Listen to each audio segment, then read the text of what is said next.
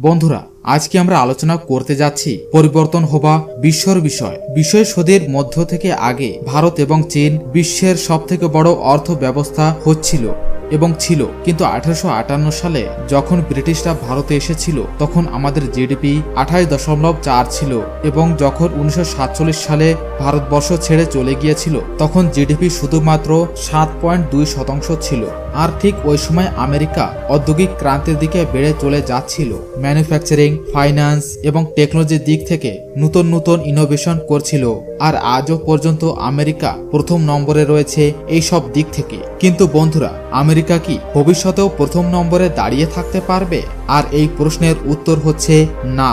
লন্ডনে অবস্থিত multinational consulting firm Price Waterhouse কুপারের সাহায্যে এটি গবেষণা করা হয়েছে যার মধ্যে বলা হয়েছে যে 2030 সাল পর্যন্ত ব্যবসায়িক আর্থিক ব্যবস্থা কি করে পরিবর্তন হয়ে যাবে। আর রিপোর্টের শোধকর্তারা মনে করে যে 2030 সালে দুনিয়ার পাওয়ার সেন্টারগুলি ওয়েস্ট থেকে ইস্টের দিকে মুখ করবে। আর শক্তির এই ধ্রুবীকরণ বিশ্বকে একটি নতুন রাস্তায় নিয়ে যেতে পারে, যার কিছু এখন এক্সাম্পল আমরা চীন দেশকে দিতে পারি। আর আসুন বন্ধুরা, এই শক্তির ধ্রুবকিরণে ভারতবর্ষ কোন নম্বরে দাঁড়িয়ে রয়েছে।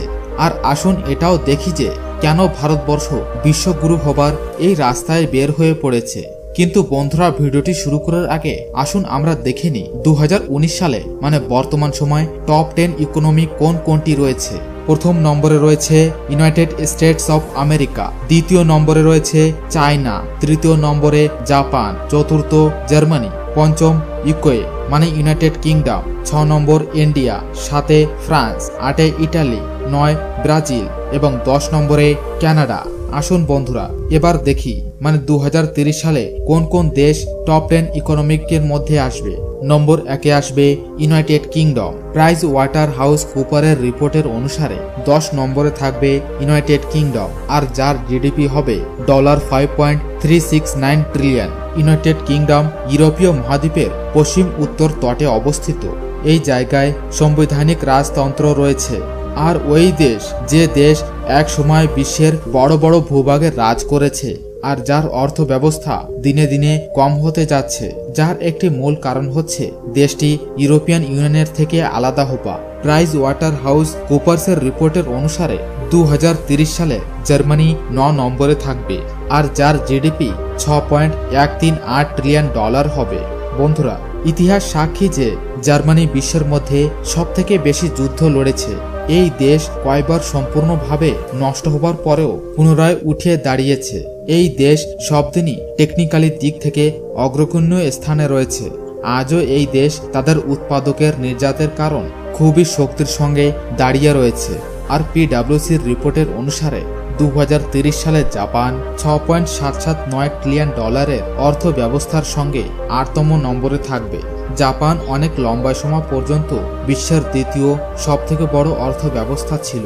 কিন্তু বন্ধুরা, 2010 সালে একটি এমন সময় আসলো যখন চীন এই দেশটিকে পেছনে ফেলে ওই জায়গায় দাঁড়িয়ে রয়েছে। জাপানও টেকনিক্যালের দিক থেকে বিশ্বের মধ্যে একটি অগ্রগণ্য দেশ, আর ভবিষ্যতেও নিজের টেকনোলজির কারণে এই দেশটি দুনিয়ার প্রথম 10টি আর্থিক শক্তির মধ্যে একটি হয়ে যাবে। 7 নম্বরে রয়েছে মেক্সিকো। হ্যাঁ বন্ধুরা, $6.863 ট্রিলিয়ন আমেরিকান ডলারের সঙ্গে মেক্সিকো 7 নম্বরে থাকবে। এই যে ওইটাই দেশ যার নাম নেবার সঙ্গেই 10টি আরো বড় মাফিয়া ডনের নাম মনে পড়ে যায়। এই জায়গার অনেক নাগরিকরা বৈশ্বিক শরণার্থীর জীবন জীবিত করছে। ডোনাল্ড ট্রাম্প আমেরিকা এবং মেক্সিকোর মাঝে একটি দেয়াল তৈরি করে দিতে চায়। আর এর মূল কারণ হচ্ছে যে আমেরিকা থেকে এবং মেক্সিকো থেকে যেন ড্রাগস এক দেশ থেকে আরেক দেশে পাচার খুবই কম হয়। আর আরেকটি কারণ রিফিউজির সমস্যা থেকে যেন আমেরিকা দেশ বেঁচে যেতে পারে। কিন্তু একটি কোথাও যে আমেরিকা দেশটিকে ম্যান পাওয়ার এবং কিছু ইম্পর্টেন্ট জিনিসের জন্য মেক্সিকো দেশের দিকে একটু তাকাতে হয়। এটি না চেয়েও কিন্তু আসল সত্য এটাই। আর বর্তমান সময় আমেরিকা দেশ মেক্সিকো দেশকে আরো শক্তিশালী করার জন্য সাহায্য করছে। 6 নম্বরে থাকবে রাশিয়া। রুশ দেশের জিডিপি $7.131 ট্রিলিয়ন আমেরিকান ডলার। রুশ দেশকে সারা বিশ্বের মধ্যে নিজের ডিফেন্স সিস্টেম, টেকনোলজি এবং আর্মির কারণ সারা বিশ্বের মধ্যে বিখ্যাত। শুধু এই না, এই দেশের স্পেস পাওয়ারও অন্য কোনো দেশের থেকে কম নয়। রুশ দেশের নাম মনে আসার সঙ্গেই ভূতপূর্ব সুপার পাওয়ারের ধ্যানও আমাদের মাথায় দৌড়তে শুরু করে। হ্যাঁ বন্ধুরা, ওই সময়ের রাজত্ব আর ওই সময়ের সাম্রাজ্য শুধু রাশিয়ার ছিল, আর ওই সময় সারা বিশ্ব দুটি ধ্রুবে বিভাজিত ছিল। দুনিয়ার একটি ভাগ আমেরিকার আন্ডারে ছিল এবং আরেকটি ভাগ বিশ্বের দ্বিতীয় গ্রহ প্লুটো গ্রহ মানে রুশের আন্ডারে ছিল। কিন্তু এই দুটি দেশের মাঝে কোল্ড ওয়ার থাকার কারণ 1951 সালে ইউএসএসআর বিভাজিত হয়ে গেল, আর রাশিয়ার ইকোনমি মাটির পর চলে আসলো। ল্যান্ড মাছের হিসাবে রুশ দেশ বিশ্বের সবথেকে বড় আয়তনালা দেশ। এই দেশে প্রাকৃতিক খননের ভরমার রয়েছে, কিন্তু এই দেশে এত কিছু থাকার পরেও রুশ দেশ অত ডেভেলপ করতে পারছে না। আজকের সময় রাশিয়া ওয়ার্ল্ড ইকোনমি 6 নম্বরে রয়েছে। আর একটি অবাক করা ব্যাপার হচ্ছে 2030 সালে এই দেশ 6 নম্বরেই থাকবে। নম্বর 5, ব্রাজিল। প্রাইস ওয়াটার হাউস কুপার্সের অনুসারে ব্রাজিল একটি মাত্র এমন দেশ এবং আমেরিকি দেশ এই দেশে পর্যাপ্ত মাত্রায় নিবেশ না থাকার কারণ এই দেশের গ্রোথ বর্তমান সময়ে একটু স্লো হয়ে গেছে। কিন্তু বন্ধুরা, এখন সময়টি একটু পরিবর্তন হয়ে গেছে, আর 2030 সালে এই দেশ বিশ্বের 5তম সবথেকে বড় জিডিপি হবে। আর তখন এই দেশের GDP growth 7.540 trillion American dollar হবে। আর ব্রাজিল বর্তমান সময় সম্পূর্ণভাবে ব্যবসায়িক বাজারে ঝাঁপ দিয়ে পড়েছে। আর যদি আমরা এর ফলাফল দেখি তাহলে এর গ্রোথও একটি দ্রুত গতিতে হচ্ছে। 4 নম্বরে থাকবে ইন্দোনেশিয়া। ওয়ার্ল্ড ইকোনমিক র্যাঙ্কিংয়ে ইন্দোনেশিয়া 2030 সাল পর্যন্ত 4 নম্বরে পৌঁছে যাবে। আর আজকের সময় ইন্দোনেশিয়া দেশের বৃদ্ধি দর 5%। ইন্দোনেশিয়া নিজের জিডিপির জন্য হোম কনজাম্পশনের পরে নির্ভর রয়েছে। আর বন্ধুরা, সাউথ এশিয়ার এই সুন্দর দেশটি যদি এমন করে ডেভেলপমেন্ট করতে থাকে তাহলে 2030 সাল আসতে আসতে এই দেশের অর্থ ব্যবস্থা 10.502 ট্রিলিয়ন মার্কিন ডলার হয়ে যাবে। আর 3 নম্বরে থাকবে ইউএসএ মানে ইউনাইটেড স্টেট আমেরিকা। হ্যাঁ বন্ধুরা, আপনি ঠিকই শুনেছেন, ওয়ার্ল্ড ইকোনমিক র্যাঙ্কিং এর হিসাবে আজকের সময় আমেরিকা দেশ সর্বপ্রথম নম্বরে রয়েছে। কিন্তু বন্ধুরা, পিডব্লিউসি রিপোর্ট এবং অন্য ইকোনমিক এক্সপার্টের গবেষণার দিক থেকে আর ওনাদের কথা যদি আমরা বিশ্বাস করি তাহলে ইউএসএ 2030 সাল আসতে আসতে নিজের অবস্থিত পজিশন থেকে তারা সরে গিয়ে 3 নম্বরে চলে আসতে পারে। আর এই দেশের বর্তমান সময় ইকোনমি সম্পূর্ণভাবে টেকনোলজি বেসের পরে নির্ভর। আর নিজের হাইলি টেকনোলজির কারণ এবং হাইলি ডিফেন্সের কারণ দেশটি বর্তমান সময় বিশ্বে বাদশার মতো রাজ করছে।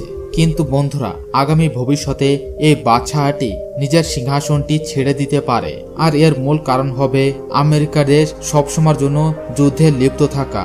আর আরেকটি বড় কারণ হচ্ছে আমেরিকা দেশের যেসব প্রোডাক্টগুলি তৈরি করা হয় সেটি আমেরিকার মধ্যেই কনজিউম করা। আর বর্তমান সময় আমেরিকা দেশের জিডিপি 21.3 ট্রিলিয়ন আমেরিকান ডলার, যেটি 2030 সালে বেড়ে 34.102 ট্রিলিয়ন আমেরিকান ডলার হয়ে যাবে। আর বন্ধুরা, 2 নম্বরে থাকবে ভারত। অবাক কখনোই হবেন না বন্ধুরা, আগামী ভবিষ্যৎ ভারতবর্ষের দিকেই তাকাবে।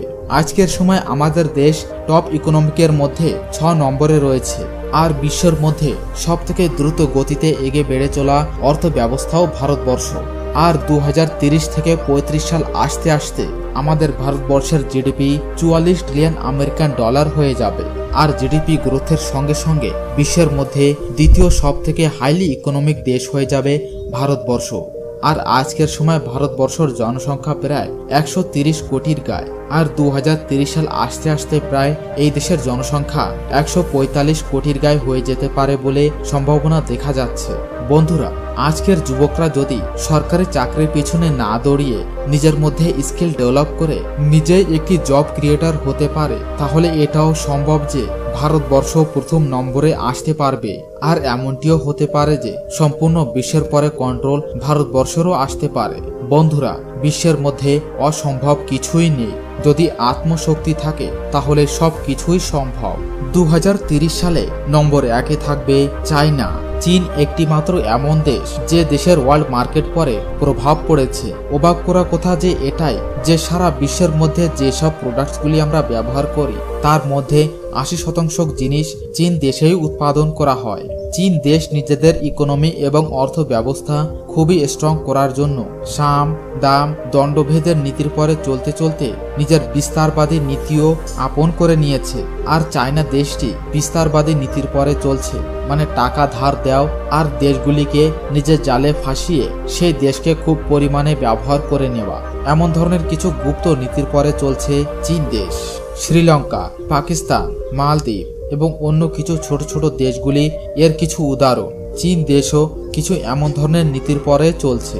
আর এমন ধরনের নীতি নিয়ে যদি চায়না দেশ এমন করে গ্রোথ করে তাহলে ভবিষ্যতে কিছু আলাদা দেখা যেতে পারে। তাহলে বন্ধুরা, টপ 10 ইকোনমিক্সের বিষয় জেনে আপনি কেমন অনুভব করছেন কমেন্ট করে জানান, এবং আগে কোন বিষয়ে জানতে চান সেটিও কমেন্ট করে জানান। আমি আবার আসবো একটি নতুন তথ্যের সঙ্গে। ততক্ষণ পর্যন্ত সুস্থ থাকুন, সুখে থাকুন। ধন্যবাদ।